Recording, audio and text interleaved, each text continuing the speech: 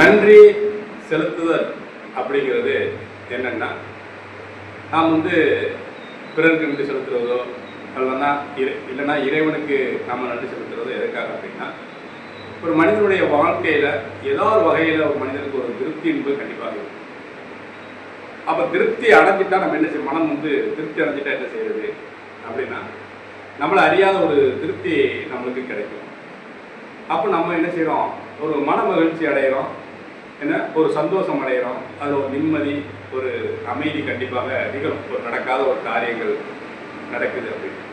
அதே போன்று ஒவ்வொரு நேரமும் நாம் நன்றி செலுத்துறத நம்ம கண்டிப்பாக உறுதியாக கொண்டு வரணும். அது மறந்துடக்கூடாது. எப்படின்னா, எதுக்காக நன்றி செலுத்துறீங்க அப்படின்னா, நீங்கள் நன்றி செலுத்துவது உங்களுக்கு அது நன்மையை கண்டிப்பாக பெற்றுத்தரும்.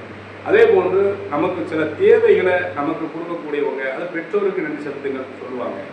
நம்முடைய காரியத்தை சீரமைப்பவர்களுக்கு நீங்கள் என்ன செய்ய நன்றி செலுத்தணும். அப்போ நன்றி செலுத்தணும் அப்படின்னா நன்றியோடு இருப்பது.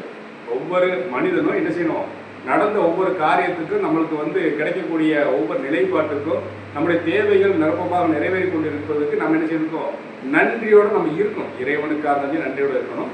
நமக்கு யார் உதவி செய்கிறாங்களோ அவங்களும் நன்றியோடு இருக்கணும். அப்போ எப்படி நன்றியோடு இருக்கணும் அப்படின்னா, அவர்களை பற்றி, நம்மளுக்காக உதவி செய்யக்கூடியவர்களை பற்றி எந்த இடத்துலையும் நாம் என்ன செய்யக்கூடாது, அவங்கள குறைவாக என்ன செய்யக்கூடாது, நம்ம பேசவும் கூடாது, நம்மளை அவங்கள குறைச்சி மதிப்பிடவும் கூடாது. காரணம்னா, நம்முடைய தேவைகளை சில நேரங்களில் நமக்கு செஞ்சுருக்காங்க, நிறைவேற்றி கொடுத்துருக்குறாங்க. அதனால் நன்றி என்பது, நாம் நன்றி செலுத்துகிறோம் என்பதை நன்றியுடன் இருப்பதே நம்மளுக்கு என்ன சிறந்த ஒரு வாழ்க்கையாக இருக்கும்.